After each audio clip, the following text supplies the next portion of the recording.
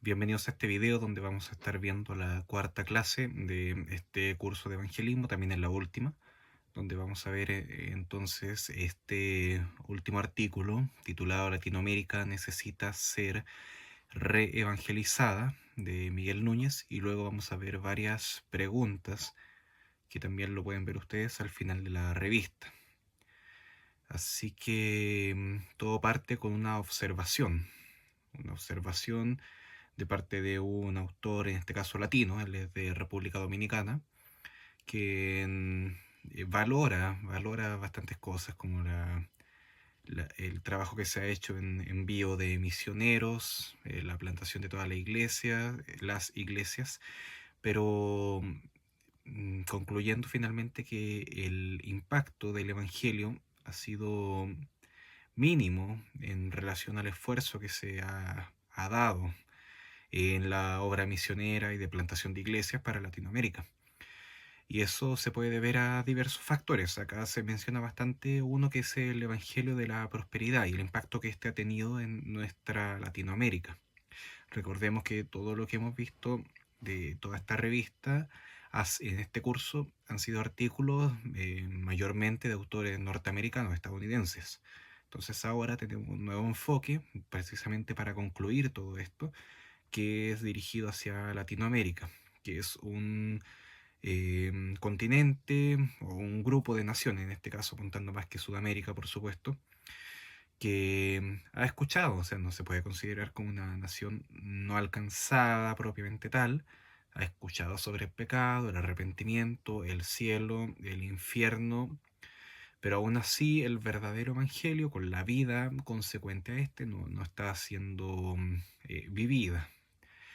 Entonces, la idea acá es que hablar y que nosotros hablemos de conceptos cristianos como el pecado o la inspiración de la Biblia, entre otros asuntos esenciales que evidentemente lo son para una verdadera fe, eh, no son suficientes para comprender el Evangelio o para decir que estoy efectivamente predicando el Evangelio, que en verdad lo que necesita es este poder de Dios para dar la salvación, pero también un mensaje completamente em, consecuente a lo que la Biblia enseña, como lo que es el Evangelio, que es lo que hemos visto en las clases anteriores.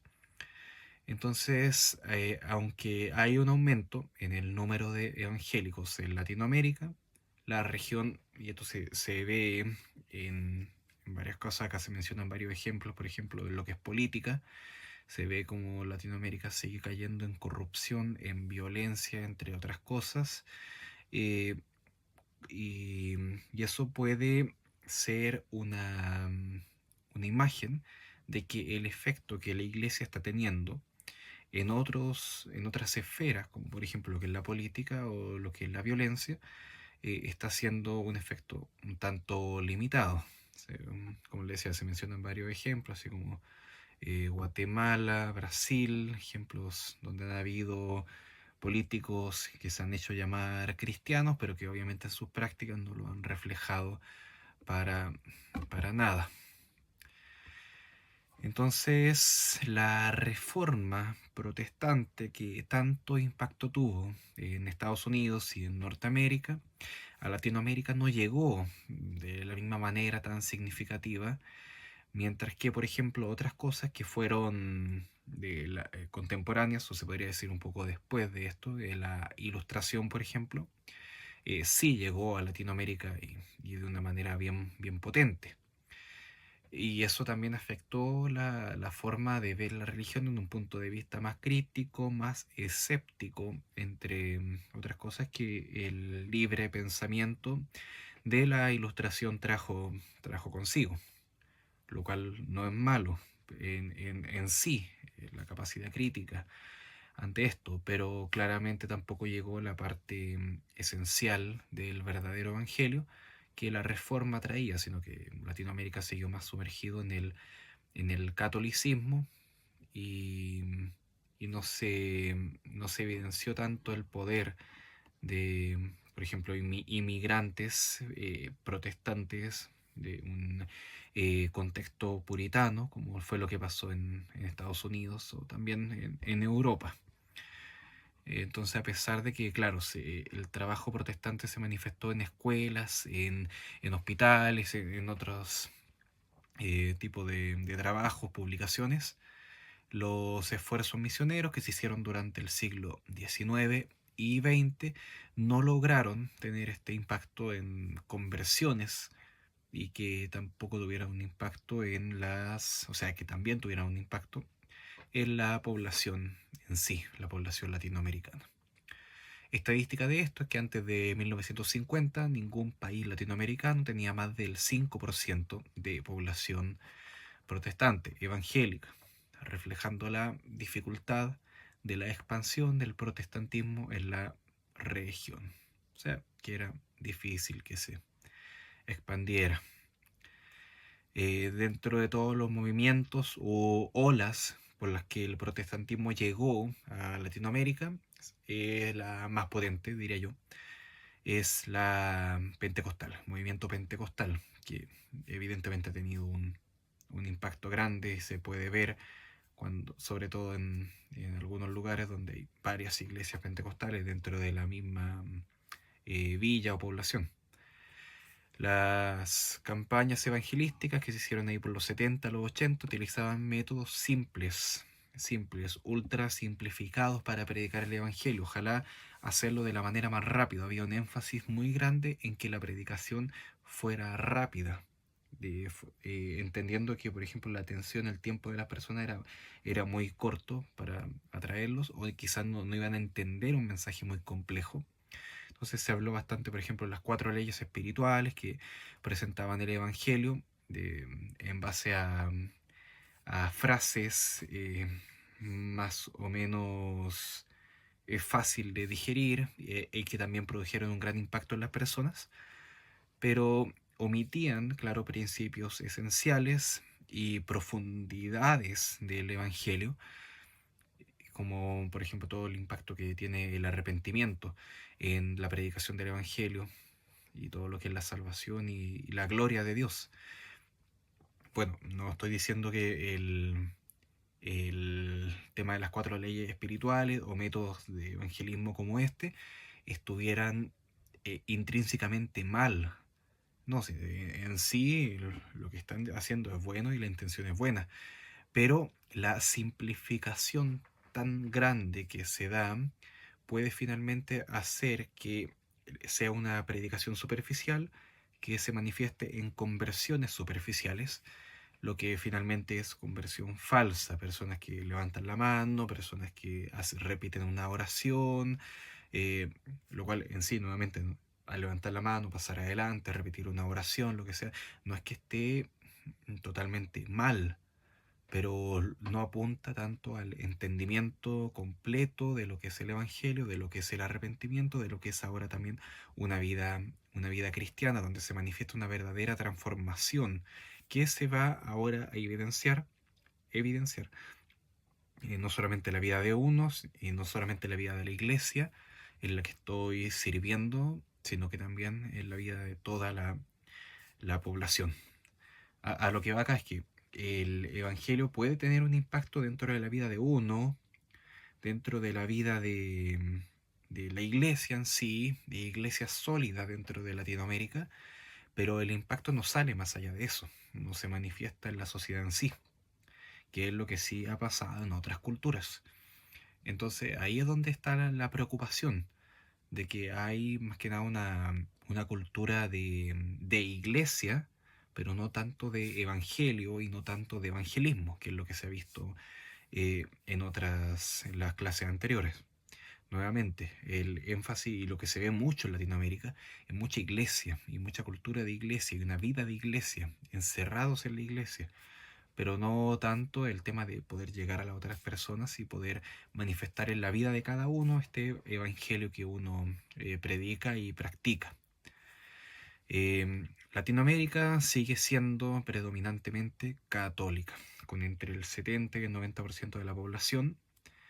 Estas son las estadísticas de la revista, por si acaso. No es que haya hecho yo estas averiguaciones, ahí se podría corregir también viendo el año en que estamos viviendo y el año en que fue publicada también la revista, que tiene ya sus años también.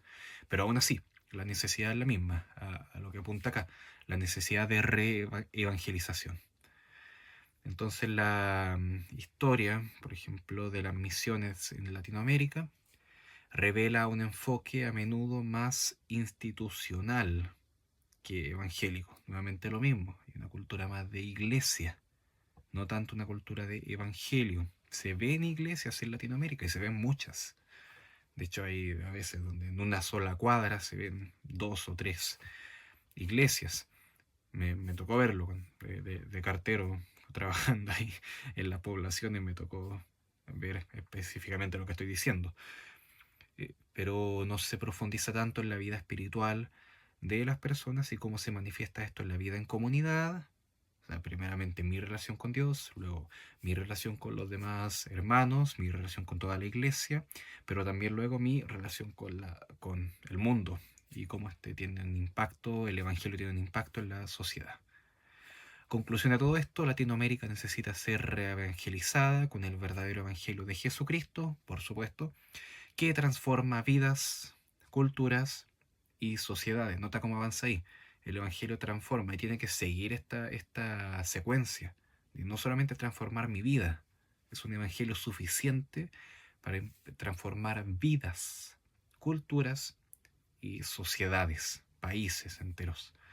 Más allá de un simple crecimiento numérico en las iglesias. Nota acá que a lo que va Miguel Núñez cuando hace todo esto es no simplemente apuntar a que la iglesia esté más fuerte, que es uno de los grandes enfoques que la iglesia de Latinoamérica tiene. El hecho de que seamos más, de que tenemos que evangelizar para que la iglesia crezca. Y no que la iglesia crezca, o sea, claro, que no que la iglesia crezca para que el evangelio pueda llegar a más personas, sino que necesitamos predicar el evangelio para que la iglesia crezca. Se transforma ese medio en un fin. No debiera ser así, sino que todo crecimiento numérico, si hoy día somos 100, mañana somos 200, no significa que eso es porque evangelizamos, sino que eso es para poder evangelizar más todavía. Bueno, ahí está la reflexión, por supuesto. Siempre hay que tener estos cuidados que lo habíamos visto también en las clases anteriores. Tema, por ejemplo, lo que es el evangelio social. No lo tratamos específicamente en las clases, pero el evangelio social o de justicia social apunta más que nada a llegar a las personas como fin y poder llegar a ayudarles a ellos. Por supuesto, es más que eso, es llegar con el evangelio para vida eterna. Y hay un trabajo de integración también en la iglesia, no se detiene todo en la sociedad.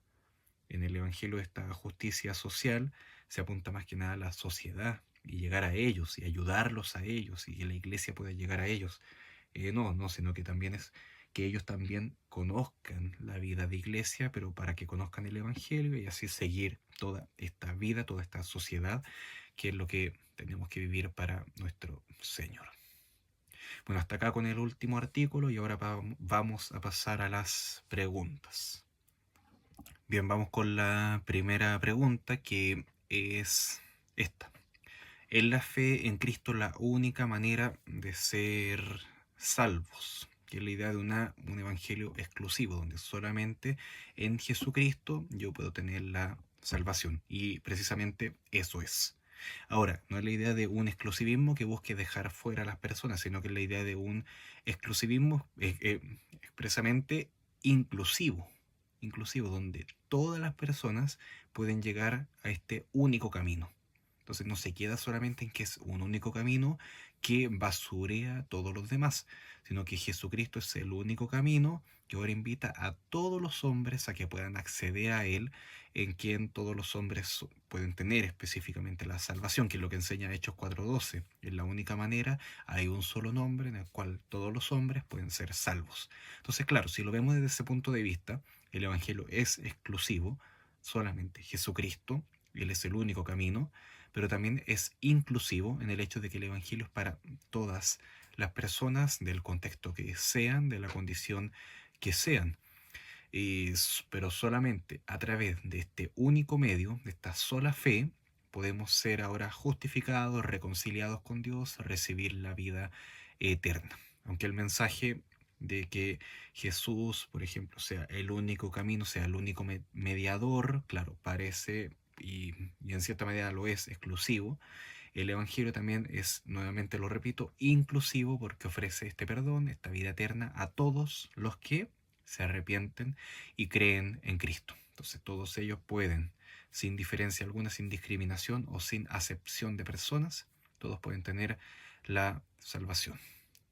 Bien, ahora vamos con la siguiente pregunta que dice así: ¿cuál es la diferencia entre un evangelio centrado en el hombre y el verdadero evangelio? Entonces partimos definiendo que este verdadero evangelio tiene que centrarse en Dios, en la gloria de Dios, en el pecado del hombre, en la necesidad de salvación, en la urgencia de esta salvación, en la necesidad de adorar a este Señor que nos ha salvado.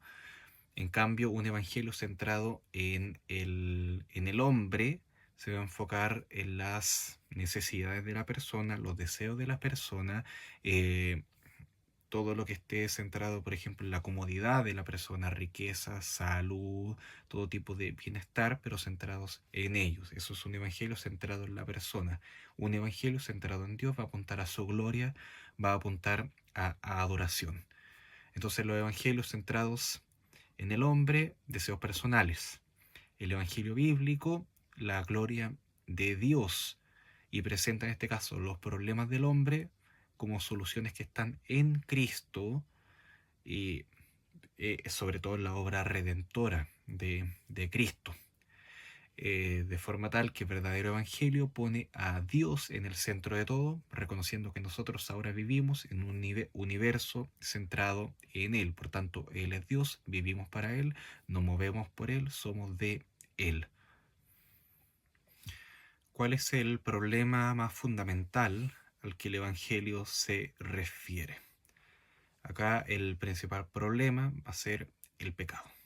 El pecado y las consecuencias de ese pecado, que en este caso es la ira de Dios sobre los pecadores.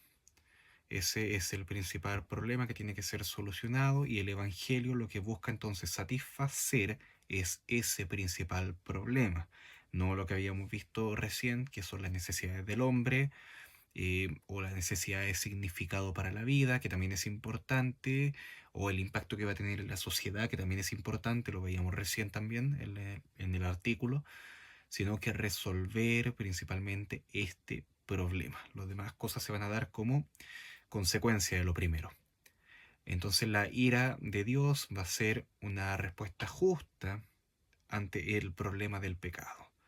La ira de Dios va a ser el gran problema de que hay un Dios justo y que yo soy pecador. Eso es lo que enseña el Evangelio, con eso se parte a predicar el Evangelio, eso es lo que enseña la Biblia. Entonces decimos ahora que Jesús murió en una cruz como un sacrificio para solucionar esto, que es la ira de Dios contra los pecadores. Y cuando Jesús muere por eso como sacrificio y es suficiente, entonces vamos a hablar de lo que es la propiciación. La salvación se ofrece a través de la fe en Cristo, quien viene a resolver este problema de el pecado y la ira de Dios. ¿Cuáles son algunos mensajes que la gente afirma falsamente como si fueran el Evangelio? Hay algunos falsos evangelios o errores grandes, garrafales en el Evangelio, como es predicarlo simplemente con el gran propósito de prometer riquezas, eh, pero el Evangelio, claro, ofrece bendiciones, pero estas son espirituales primeramente, y esas son las que uno predica, que puede decir, esto es así, y lo garantizamos. Hay bendiciones, pero espirituales. En cuanto al tema, por ejemplo, del sufrimiento, esto se predica, pero precisamente por el hecho de que va a haber sufrimiento, no de que se va a acabar el sufrimiento ahora en esta vida terrenal. Otro error también es pensar que Dios nos acepta sin necesidad de cambio, o sea, vamos a Dios así como somos, pero también nos quedamos así como somos, sino que el Evangelio demanda arrepentimiento es decir, un cambio en nuestra vida que tiene que venir de Dios, pero también de mi humillación delante de Dios, de reconocerme pecador y que Él es el que me puede salvar, y por tanto la fe está en que Dios me salva, pero que también Dios me hace una nueva criatura, por tanto yo ya no vivo para el pecado, sino que vivo para Él. Eso es parte del arrepentimiento y es parte de la fe, y esa es la esencia del Evangelio. El Evangelio también no enseña que podemos ser justos por nosotros mismos, sino que necesitamos la obra redentora de Jesús. No enseña el Evangelio que nosotros nos podemos ganar la salvación haciendo buenas obras. Primeramente nosotros nos transformamos a nosotros mismos en buenas personas y ahora obtenemos la salvación como recompensa de eso. Para nada. Jesús tampoco vino a hacer una revolución política, como es otro de los falsos evangelios, sino que la transformación definitiva de este mundo va a ocurrir cuando Jesucristo regrese, ahí Él va a establecer su reino, y más que una revolución, va a ser un juicio y un reinado simplemente. El verdadero evangelio también trata sobre la salvación de la ira de Dios, que es lo que hablábamos recién, mediante la fe en Cristo, y no sobre temas como lo que es la prosperidad o todo lo que es la aceptación sin ningún tipo de arrepentimiento, o un enfoque en reformas sociales, revoluciones, sino que el Evangelio lo que nos llama es al arrepentimiento y a la fe, confiar en Jesucristo para una reconciliación con Dios, también para una nueva vida en Él. ¿Cómo aborda el Evangelio tanto la culpa como la vergüenza? O sea, el Evangelio trata a ambas cosas, pero lo primero, lo que se trata acá de forma objetiva, es la culpa. Es decir, mi culpa por el pecado frente a un Dios que juzga todo, que necesito yo en este caso ser liberado de eso, algo objetivo, no algo que yo creo, que yo siento que está pasando en mi vida, sino que es algo que es una realidad. Soy pecador, Dios es justo, Dios juzga, hay culpa. Entonces el Evangelio anuncia que Cristo ahora ha pagado el precio por ese pecado, soy liberado de esa culpa. Ahora, yo como consecuencia de mi pecado también siento vergüenza, siento remordimiento, siento arrepentimiento por eso. Y claro, el Evangelio lo que viene a hacer es transformar ese mal sentir, ese remordimiento que me hace daño a mí, que me deja para mí, tratando mis problemas sin soluciones, con ahora lo que es el arrepentimiento y la restauración que viene de parte de Dios en Cristo. Entonces el Evangelio trata tanto la culpa objetiva de una realidad, Dios justo, yo pecador, Dios juzga, y también trata el tema de la vergüenza, o sea, mi sentimiento, mi reacción frente al pecado, mi sentir de humillación, que tiene que ahora ser santificado, ser glorificado en la obra de Jesucristo. Ambos problemas entonces se resuelven en el Evangelio. ¿Cuáles son las amenazas más peligrosas para el Evangelio hoy? Por supuesto que hay mucho, que son algunas cosas que ya se han mencionado. El tema de no mencionar la ira de Dios, no predicar y no creer en la ira de Dios por el pecado, o precisamente el tema del pecado, no explicar, no anunciar bíblicamente lo que es el pecado, contradecir esta enseñanza que ahora nos dejaría sin el tema del amor, porque sin pecado no se puede tampoco manifestar el amor de Dios hacia el ser humano que viene a ser el objeto de la salvación. El Señor viene a salvar a los pecadores. Si nosotros no somos pecadores, entonces en sin sentido vino Cristo. Otro problema también va a ser este tema del enfoque en el ser humano, no tanto en la adoración a Dios, no tanto en la soberanía de Dios, sino en el tema de un ser humano que necesita eh, transformarse en un super humano, que ahora no necesita más de Dios. Otro problema también es la creencia de que todos los caminos conducen a Dios, ¿no? Todos los caminos conducen a Roma, podríamos decir también. Eh, el tema de que ahí finalmente todas las religiones tienen un mismo Dios, que de hecho es muy común escuchar eso, y de pronto uno tampoco sabe muy bien cómo responder a eso, porque te lo dicen así como, ah, no, tranquilo, si al final todos tenemos el mismo Dios y todos apuntamos a eso, todos escalamos la misma montaña, o sea, desde perspectivas diferentes estamos escalando, pero buscamos llegar a la misma cima, por eso ahí todos los caminos conducen a Roma. Por supuesto, entendemos que ahora, según la Escritura, el Evangelio es solamente en Cristo y es el único Dios, la palabra de Dios es la única fuente de verdad para esto, y eso es lo que anunciamos. También van a haber otros problemas como la falsa tolerancia a otras religiones, entre la incredulidad, por supuesto, eh, algunas cosas, por ejemplo, atacar la autoridad de las escrituras, entre otros varios temas. Bueno, y les recomiendo que puedan leer ese artículo, o sea, esa pregunta, todas en verdad, para que lo puedan ver con más detención. Hay otra pregunta acá que parece que ya la hubiéramos tratado, pero dice, ¿es la finalidad del Evangelio satisfacer las necesidades que sentimos? Por supuesto, tenemos necesidades, tampoco se puede negar eso. El tema es que, claro, el enfoque principal del Evangelio apunta a la ira de Dios siendo satisfecha en Jesucristo, en su muerte, para que ahora seamos nuevas criaturas, que le adoremos, que busquemos vivir para Él.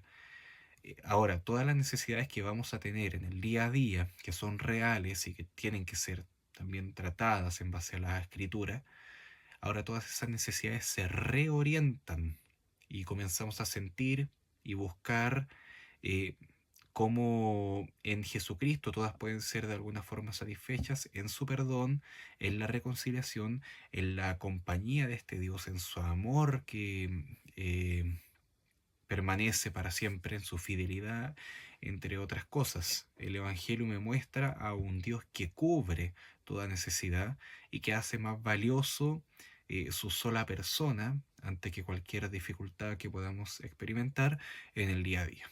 Por supuesto, esto es algo fácil de predicar, pero en la medida que uno va conociendo más del Señor, esto se va manifestando con más claridad. El Señor comienza a ser más glorioso en la medida que yo más le conozco a Él, en la medida que yo paso más tiempo también con la Escritura, conociendo más de mi Dios, y me doy cuenta que todo lo demás pasa a ser no despreciable, por supuesto, pero sí de alguna forma cubierto por la presencia de un Dios que está con nosotros. ¿Existe contradicción entre el amor de Dios y su ira?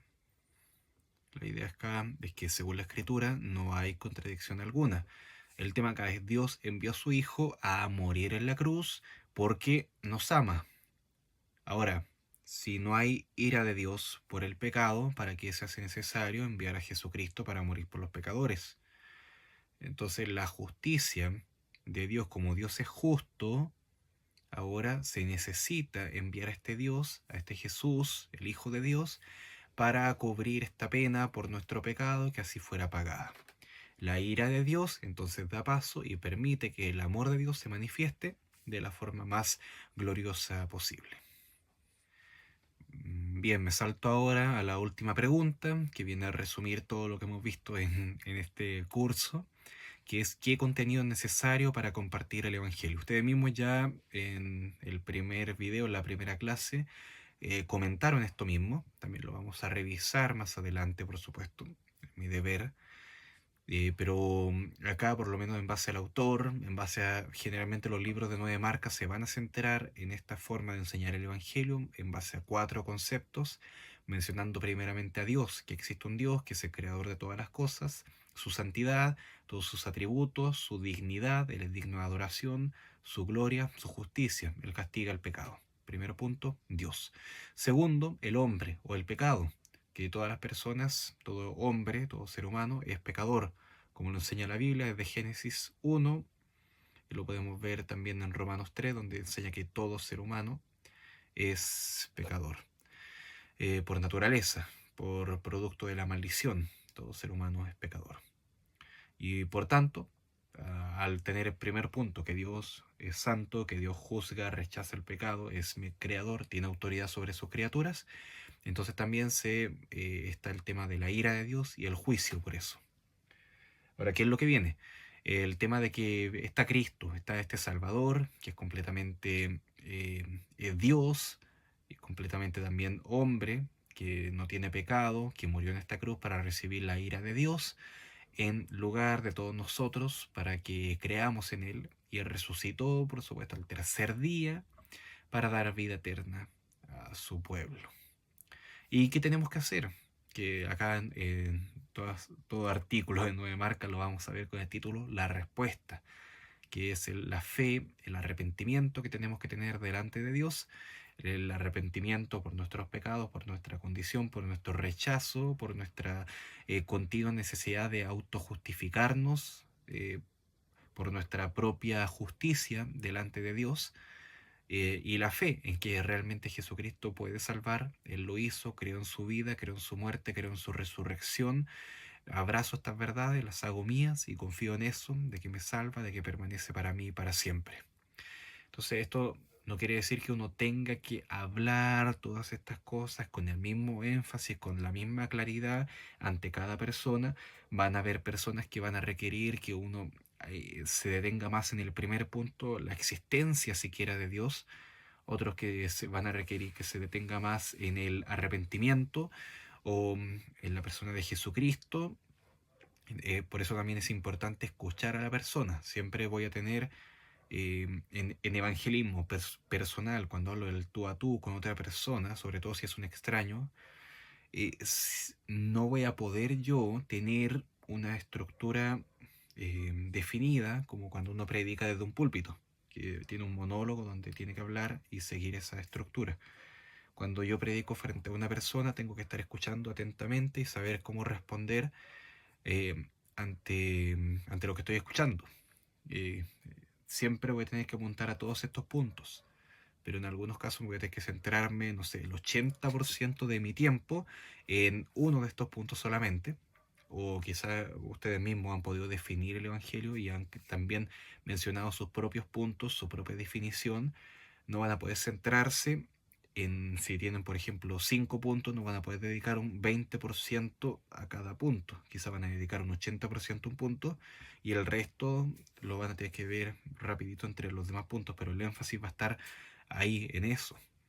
Esa es la idea de poder escuchar primeramente cuando predico el Evangelio, pero también teniendo claro qué es lo que estoy enseñando.